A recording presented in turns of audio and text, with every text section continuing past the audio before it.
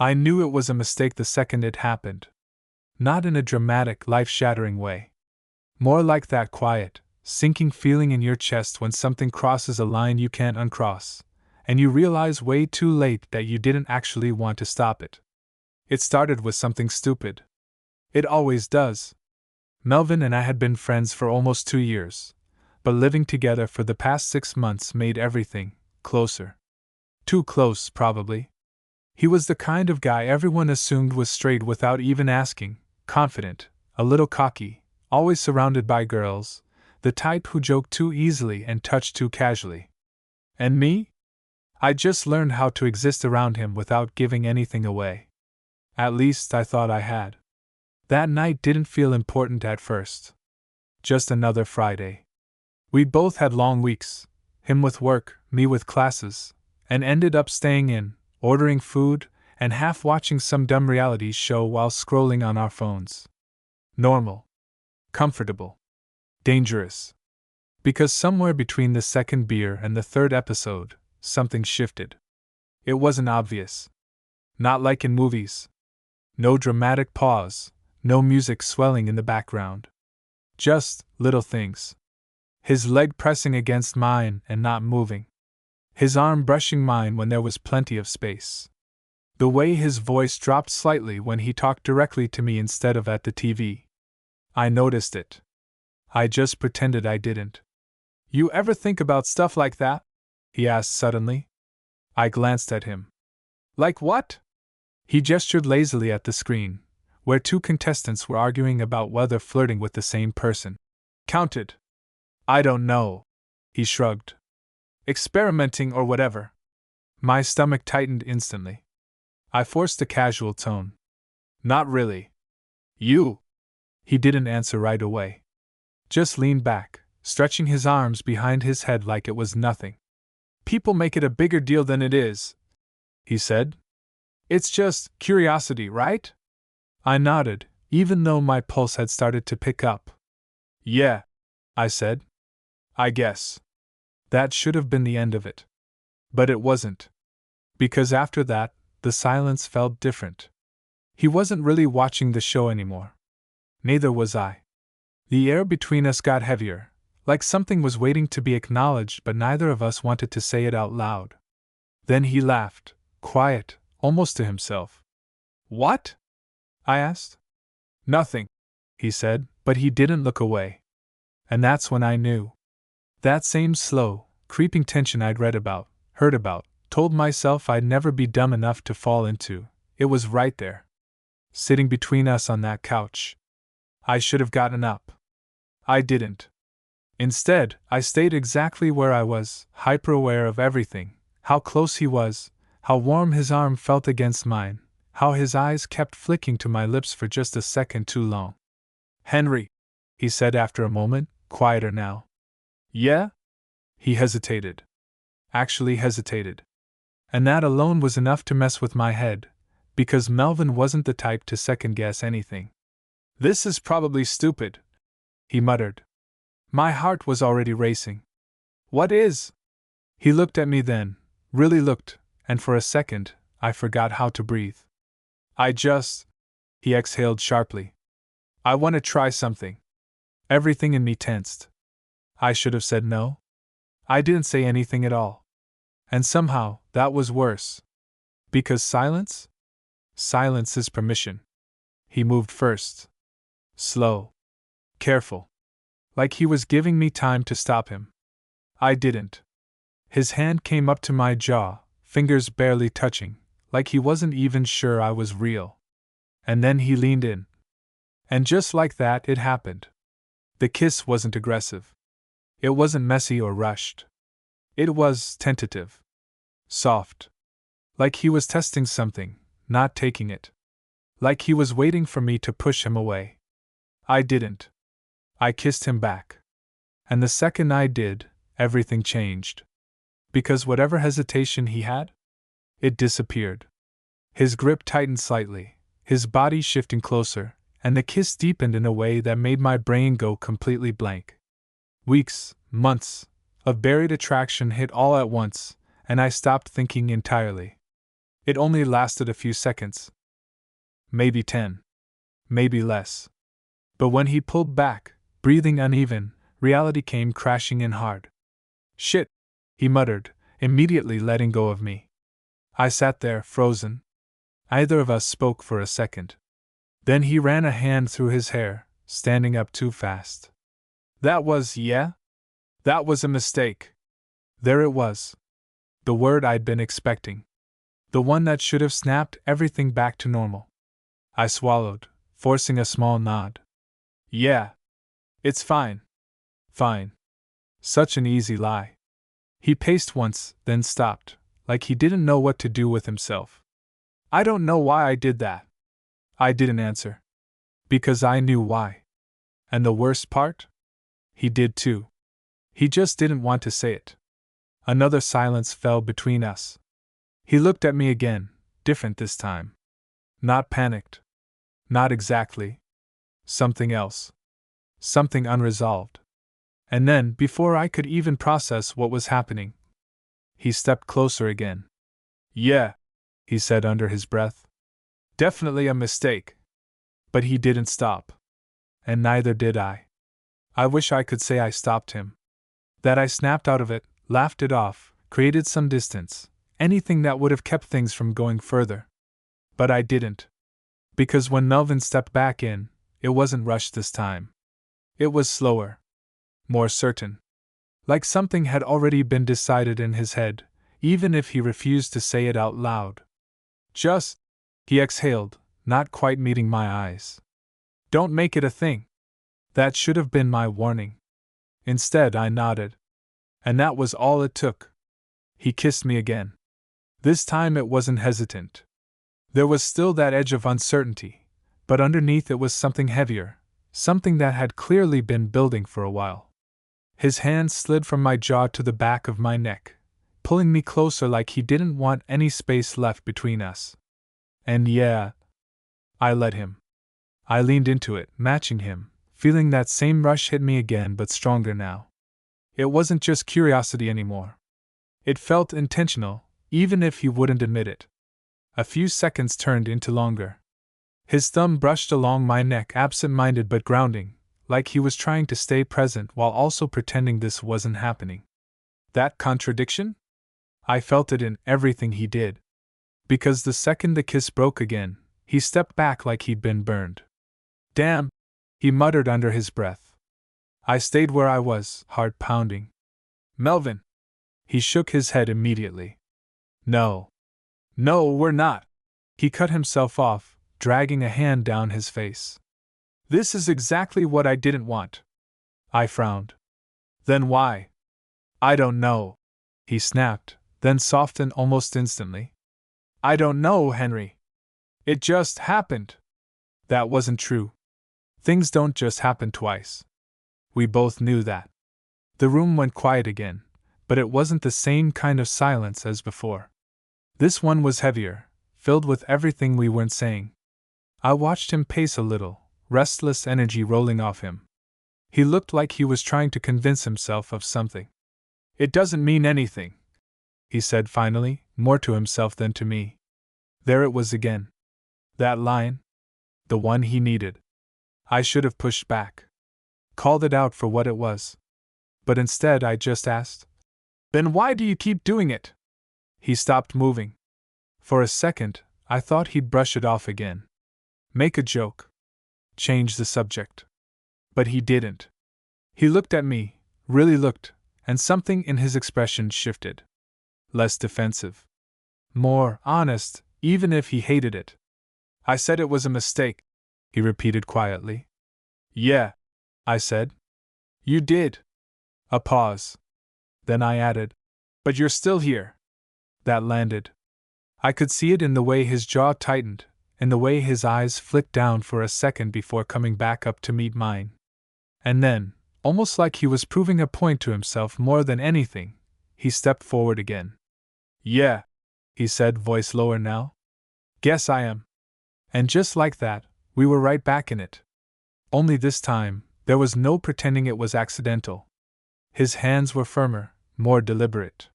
He didn't hesitate when he pulled me closer, didn't second guess the way he leaned in again. The tension between us had shifted into something heavier. Something that felt impossible to ignore now. But even then, even while he was kissing me like that, I could feel it. That disconnect. Like part of him was here with me, and part of him was already pulling away. When he finally stopped again, his forehead rested lightly against mine, both of us breathing uneven. "This is," he started, then let out a quiet, almost frustrated laugh.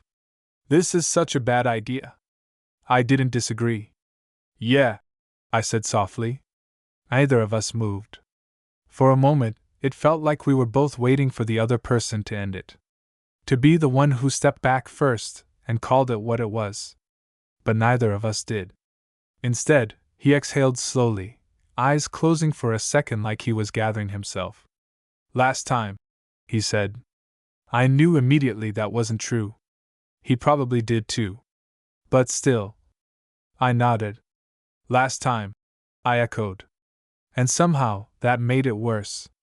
Because this time, there was no confusion left. No mistake to hide behind.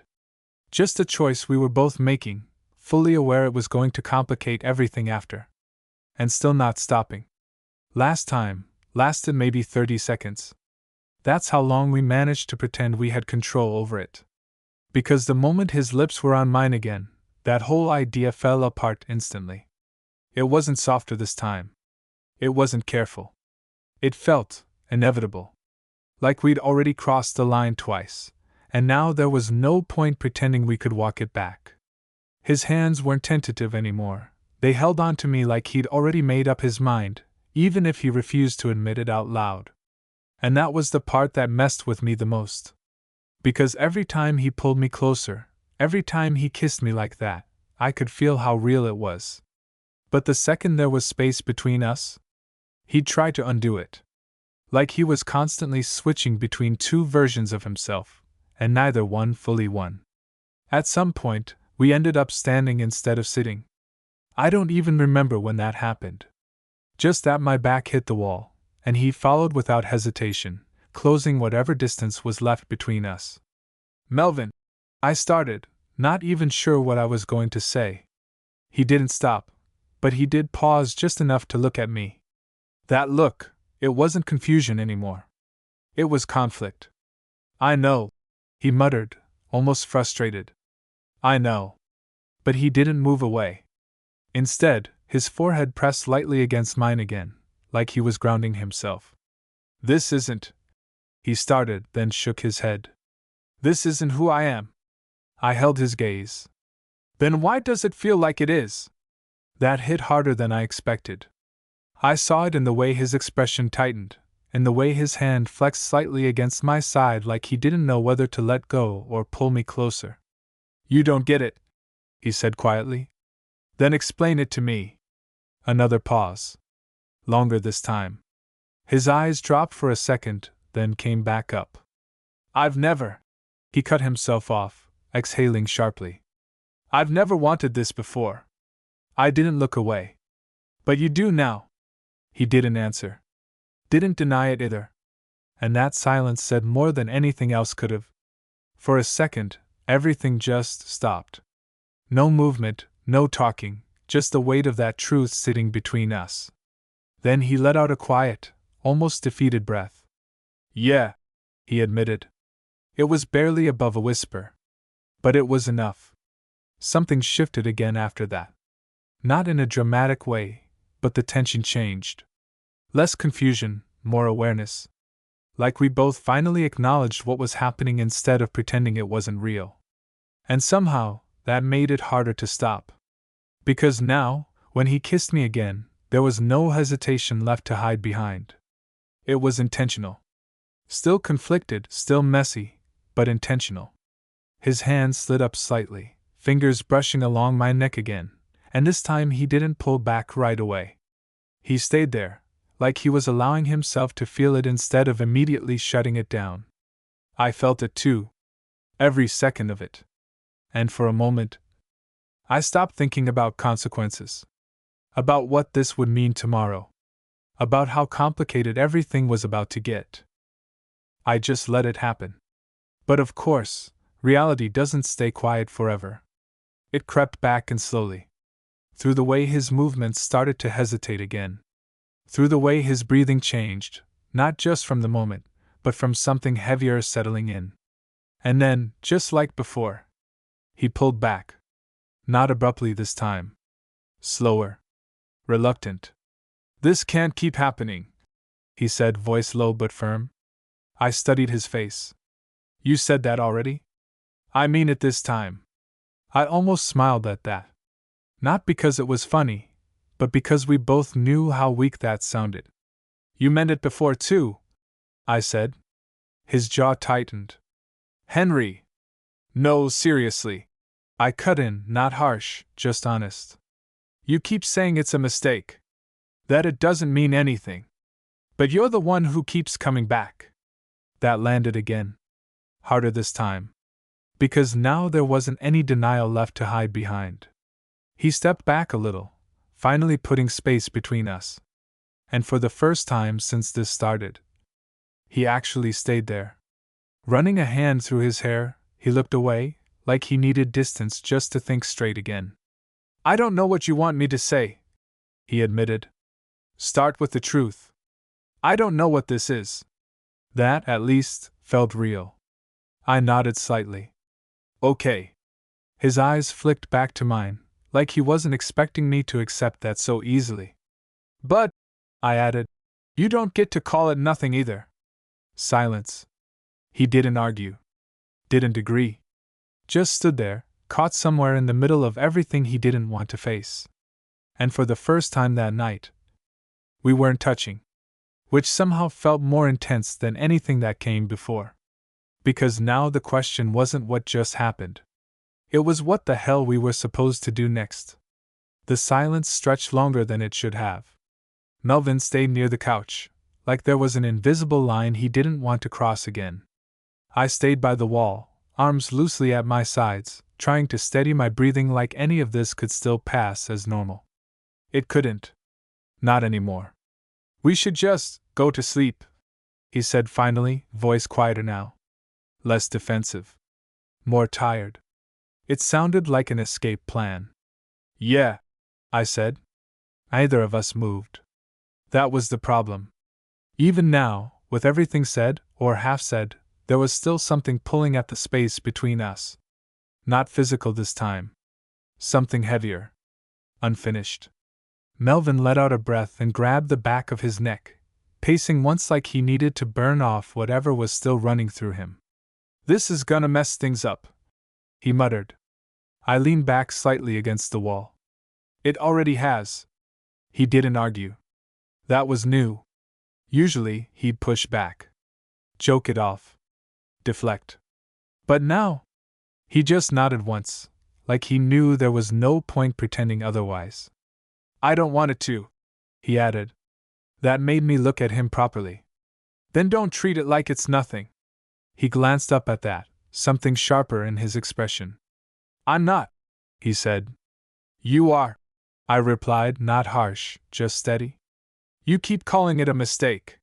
His jaw tightened again, but there was less frustration this time, more conflict. "Because I don't know what else to call it," he admitted. That felt closer to the truth. I pushed off the wall, closing some of the distance, not all of it, just enough that we weren't standing on opposite sides of the room anymore. "Then don't label it yet," I said. "Just don't lie about it either." He watched me carefully, like he was trying to figure out what I was asking from him. "What do you want from me, Henry?" It wasn't defensive. It was honest. And that made it harder to answer. "I don't know," I said after a second. "But I know I don't want to pretend this didn't happen." Another pause. He looked down, thinking. Really thinking this time, not just reacting. "You ever plan for something like this?" he asked quietly. I almost laughed, but there wasn't anything funny about it. "No," I said. "Have you?" He shook his head immediately. "Not even close." "Yeah," I nodded. "Same." That should have made things easier. It didn't. If anything, it made it more real. because now there wasn't any script to follow. No easy way to categorize it and move on. Just two people standing in the aftermath of something neither of them expected, but neither of them stopped either. Melvin exhaled slowly, then dropped onto the couch, elbows on his knees, staring at the floor. "I keep thinking if I just call it a mistake, it'll go away," he said. I leaned against the arm of the couch, watching him. "Does it?" He let out a quiet, humorless laugh. "No. Yeah," I said softly. "Didn't think so." Another silence. But this one wasn't as sharp. It felt different. Less like something we were avoiding, more like something we were sitting with. Melvin rubbed his hands together, then looked up at me again. "I don't want things to be weird between us," he said. "They already are," I replied. He huffed slightly. "You know what I mean." I did. And for a second, I thought about giving him an easy out. Saying we could just ignore it. Go back to how things were. But that would have been a lie. And we'd already done enough of that tonight. "They don't have to be bad," I said instead. "Just different." He held my gaze for a second longer this time. "Different how?" I shrugged slightly. "We figure it out." That word hung there. Figure it out. Not avoid it. Not bury it. Deal with it. Melvin leaned back into the couch, running a hand through his hair again, slower this time. "You're way calmer about this than I expected," he said. "I'm not calm," I admitted. "I'm just not pretending." That seemed to hit him in a way the other things hadn't. Because he nodded slowly, like something clicked. "Yeah," he said under his breath. "I guess I've been doing that." I didn't respond. He already knew. A few seconds passed, then he glanced toward the hallway. "I'm gonna try to sleep," he said, though it sounded more like an attempt than a plan. "Okay." He stood up, hesitated for half a second, just long enough that I noticed, then walked past me. For a moment I thought that was it. That we'd leave it there. But right before he disappeared into his room, he stopped. Didn't turn around. Just stood there. "Henry," he said. "Yeah?" A pause. Long enough to matter. "That wasn't..." He started, then exhaled. "It wasn't nothing." My chest tightened slightly. "I know," I said. He nodded once, still not looking at me. Then he went into his room and closed the door. And just like that, I was left standing there alone, in a space that felt completely different than it had a couple hours ago. Nothing dramatic had happened on the surface. No big declarations. No clear answers. Just a line crossed. And neither of us willing, or able, to step back over it. And the worst part? I had a feeling this wasn't the last time. I didn't sleep. Not really. I lay there staring at the ceiling, replaying everything over and over like my brain was trying to make it make sense. Or maybe just trying to find the exact moment where I should have stopped it. The problem was, I couldn't. Because there wasn't just one moment. There were a dozen. And I ignored every single one. Sometime around 3 a.m., I heard his door open. Soft. Careful. I froze instantly, even though I wasn't asleep. Footsteps in the hallway. A pause. Then the kitchen light flicked on. I stayed in bed for a second, debating whether to ignore it. Pretend I didn't hear anything. But that felt stupid. So I got up. When I walked into the kitchen, Melvin was leaning against the counter, glass of water in his hand. He looked up the second I stepped in, like he'd been expecting me. Of course he had. "Hey," he said. "Hey." Same word. Completely different meaning now. For a second, either of us moved. Then I leaned against the opposite counter, keeping some distance between us. "You didn't sleep either?" I asked. He let out a quiet breath, shaking his head. "Not even close." "Yeah. Same." Another silence. But this one wasn't as tense as before. It was quieter. More honest. Like we'd both run out of ways to avoid it. Melvin took a sip of water, then set the glass down, staring at the counter for a second before speaking again. I keep thinking about it, he admitted. I didn't play dumb. Yeah? He nodded slightly. And it's not going away. I watched him for a moment. Do you want it to? That made him look up. Really look at me. And for the first time since all of this started, he didn't answer right away. I don't know, he said finally. That was the most honest thing he'd said all night. I nodded slowly. That's fair. He frowned slightly, like he expected me to push harder. You're not gonna make this harder than it already is? He asked. I shrugged. It's already hard. A small, tired smile pulled at the corner of his mouth. Yeah, he muttered. That's one way to put it.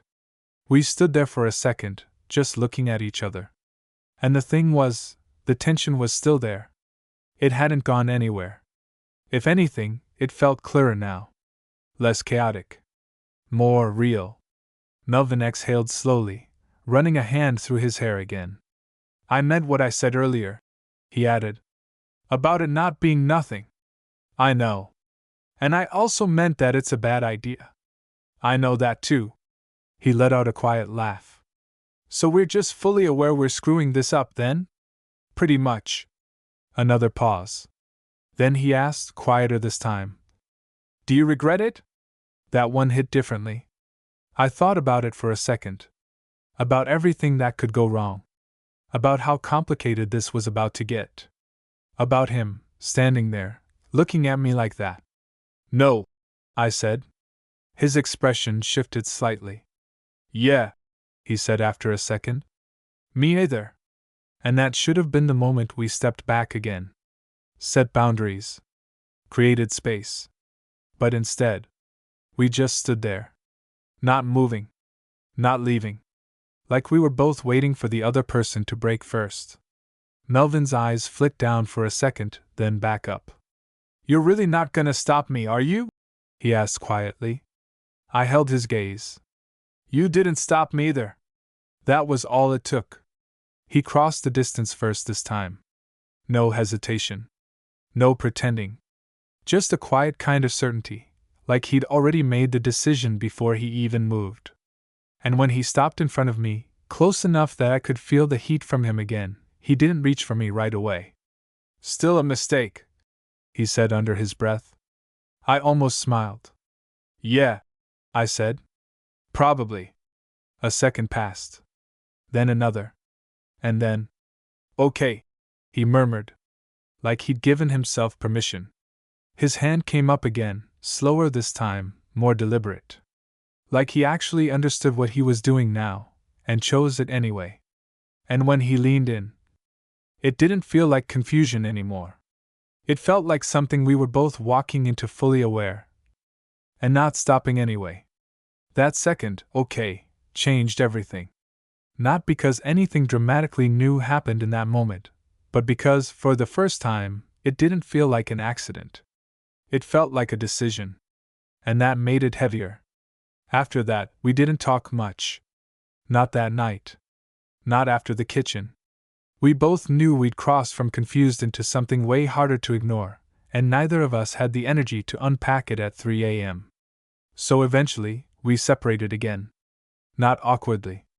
Not abruptly. Just quietly. Like two people who both understood that whatever this was, it wasn't over. The next morning was worse. Not explosive. Not dramatic. Just weird in a way that got under your skin. I woke up late, later than usual, and for a second everything felt normal.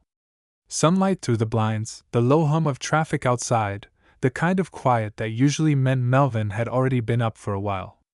Then I remembered. And just like that, my chest tightened. I stayed in bed for a minute, debating whether to get up or just avoid him entirely. But that wasn't really an option, was it? So I got up. When I walked into the kitchen, he was already there. Of course he was. Leaning against the counter, coffee in hand, scrolling through his phone like nothing had changed. Except everything had. He looked up when he heard me.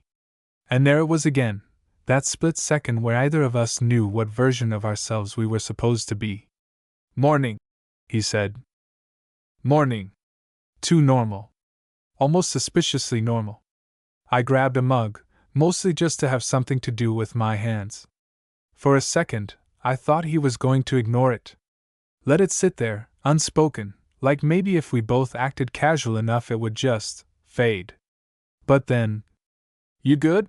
he asked. I glanced at him. "Define good." He huffed slightly, like he expected that answer. "Not freaking out," he clarified. I shrugged. "I'm not freaking out." "Okay, good." Silence again. I poured coffee, leaned back against the counter, mirroring him without really thinking about it. And just like that, we were standing across from each other in the same positions as last night. Only now it felt different. Clearer. More real. Melvin rubbed the back of his neck, then sighed. "This is weird," he admitted. "Yeah." He looked at me, studying my face like he was trying to read something. "You're handling it better than I thought you would." I raised an eyebrow. "You thought I'd lose it?" "Not lose it," he said quickly. "Just, I don't know. Make it a bigger thing." I let out a quiet breath. "It is a big thing." He didn't argue that. Instead, he nodded slowly, like he was finally letting that sink in. "Yeah," he said. "It is." That was new. No deflecting. No pretending it was nothing. Just acknowledgement. And weirdly, that made it easier to breathe. For a second, we just stood there, both of us thinking.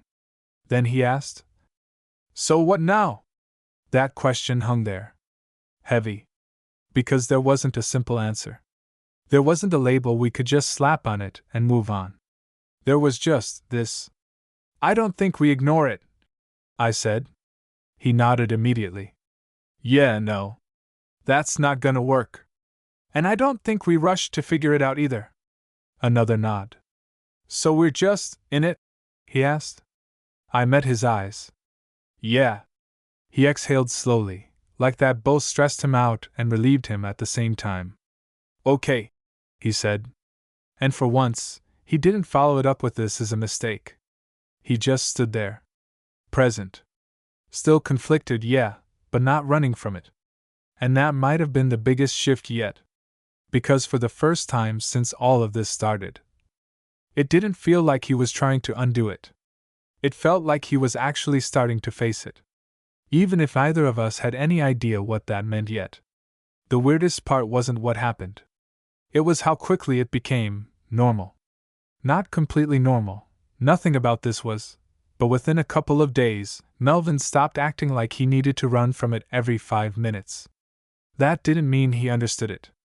It just meant he stopped pretending it didn't exist. And honestly, that was somehow more dangerous. Because once the tension wasn't being constantly shut down, it had space to grow. It showed up in small ways first. Like how we started sitting closer again, except now either of us pretended it was accidental.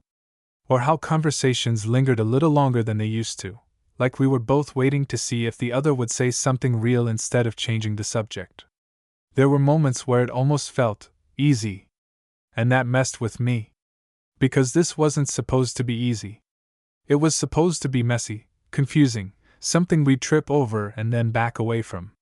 But instead, we were adapting to it. Slowly. Quietly. Like it had always been there, just waiting. A few nights later, we ended up back on the couch. Same spot. Same setup. Different energy. No alcohol this time. No distractions. Just the two of us and a half-watched movie either of us cared about. Melvin was quieter than usual, stretched out with one arm along the back of the couch, close enough that I could feel it if I leaned back. I noticed. I didn't move away. After a while, he spoke. "You ever think about how weird this is?" he asked.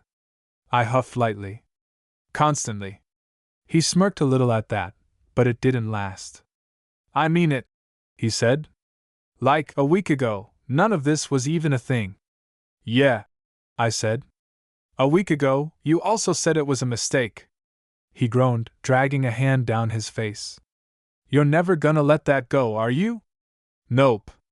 That earned a real laugh. Short, but real. Then he went quiet again. And after a second, his arms shifted slightly, resting behind me, closer now. Not touching, but close enough to matter. I don't think it was a mistake anymore, he said. That landed harder than I expected. I turned my head slightly, looking at him. Yeah? He nodded once, not looking at me this time. Still don't know what it is, he added. But not that. I held his gaze for a second. That's a start. Silence again. But not uncomfortable. Just heavy in a different way. Then, without overthinking it, I leaned back slightly.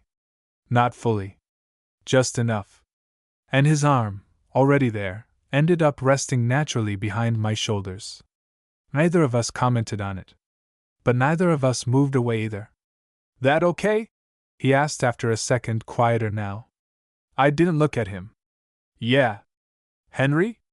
Yeah? He hesitated. And I could feel it, not physically, but in the way his arm tensed slightly, like he was debating something.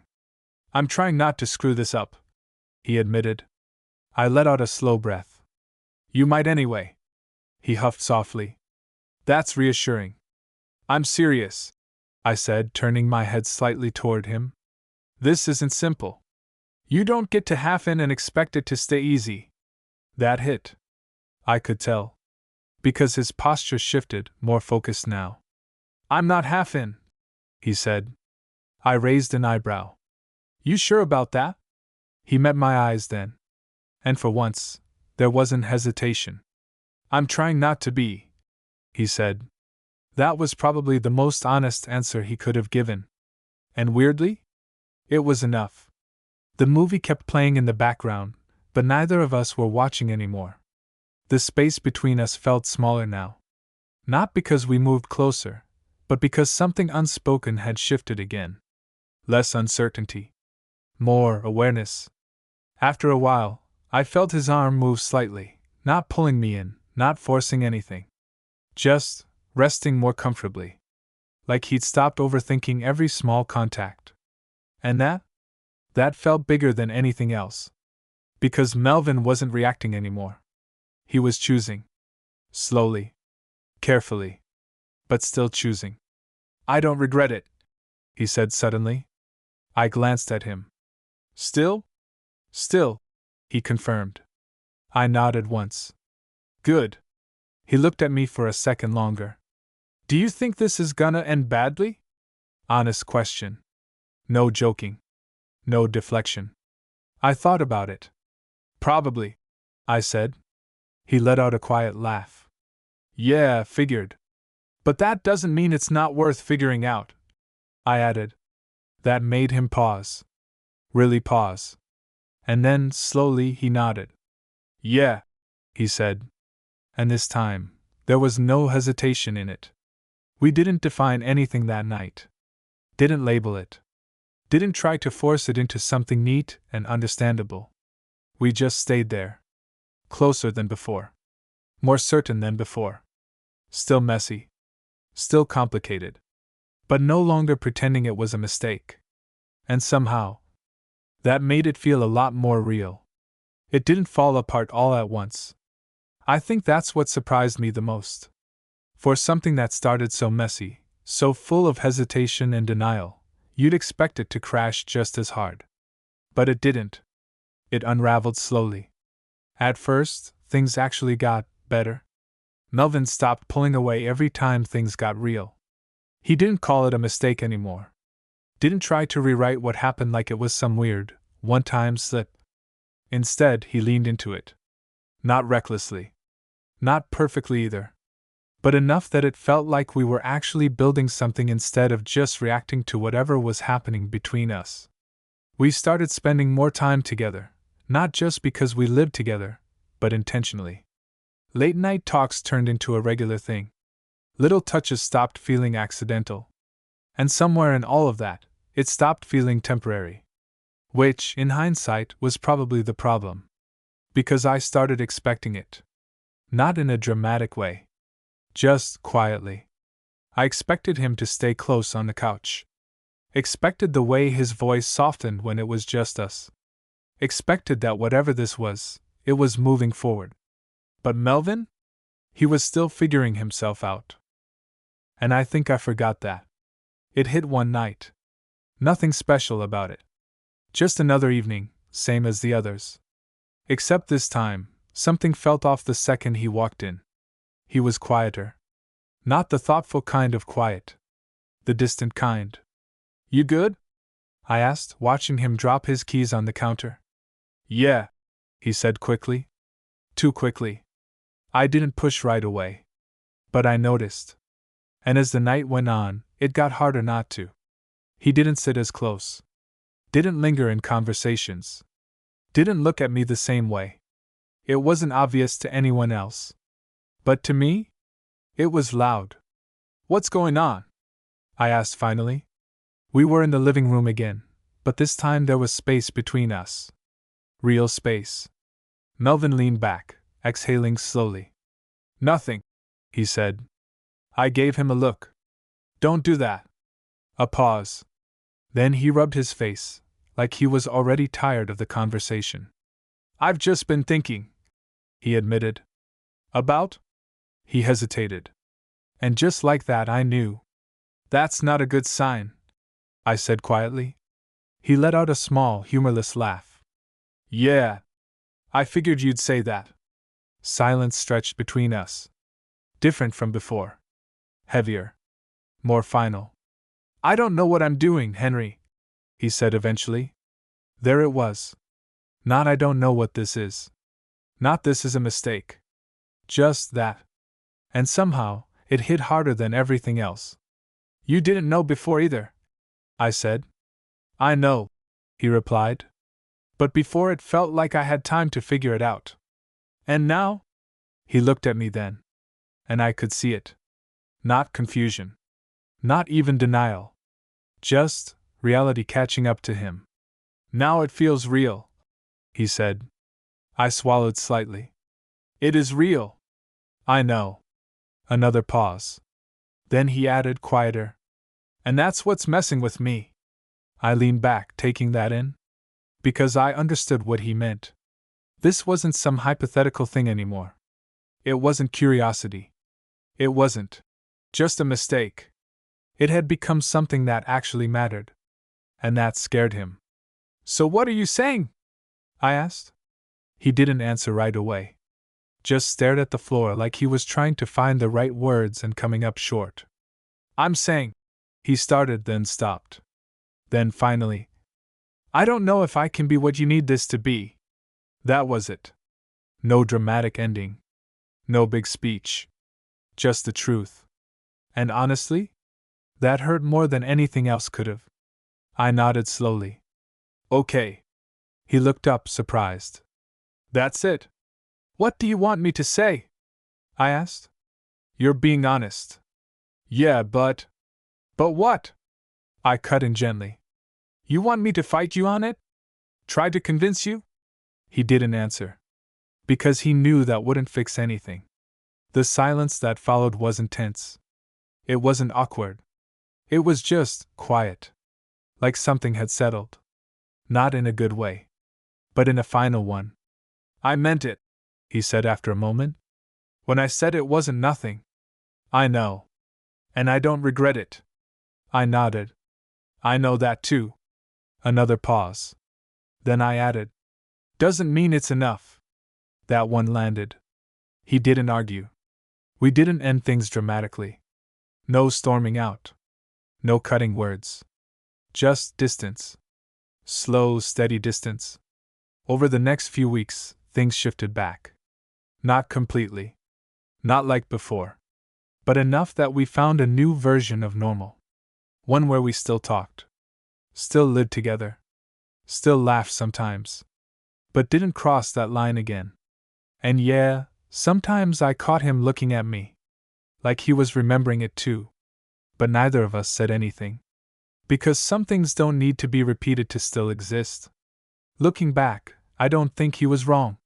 It probably was a mistake to start something he wasn't ready for. But the part he never admitted? He didn't stop. Not really. He just couldn't keep going. And me? I don't regret it either. Because for a while, it was real. Even if it didn't last. And honestly, that's the part that stayed with me the most. Not the way it ended, but the fact that he said it was a mistake, and then chose it anyway.